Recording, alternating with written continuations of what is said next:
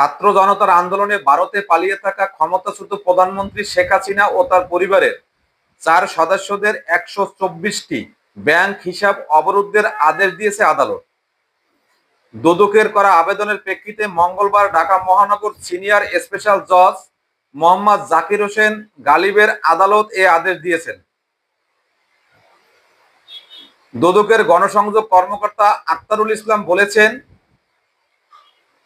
প্রধানমন্ত্রী শেখ হাসিনা ও তার বোন শেখ রেহেনা ছাড়াও পুত্র সজীব ওয়াজেদ জয় এবং মেয়ে সালমা ওয়াজেদ পুতুলের ব্যাংক হিসাব অবরুদ্ধ করা হয়েছে। এর আগে শেখ হাসিনা ও তার পরিবারের এই 124টি অ্যাকাউন্টের 635 কোটি 14 লাখ টাকা অবরুদ্ধ করে বাংলাদেশ ফাইন্যান্সিয়াল ইন্টেলিজেন্স ইউনিট। প্রধান উপদেষ্টা প্রফেসর ডক্টর মোহাম্মদ ইউনূসের সভাপতিত্বে মানি লন্ডারিং প্রতিরোধ সভায় বাংলাদেশ ব্যাংক এ তথ্য জানিয়েছেন। দর্শক, এই বিষয়টি আপনি কিভাবে দেখছেন? আপনার মতামত কমেন্ট বক্সে আশা করছি। ধন্যবাদ।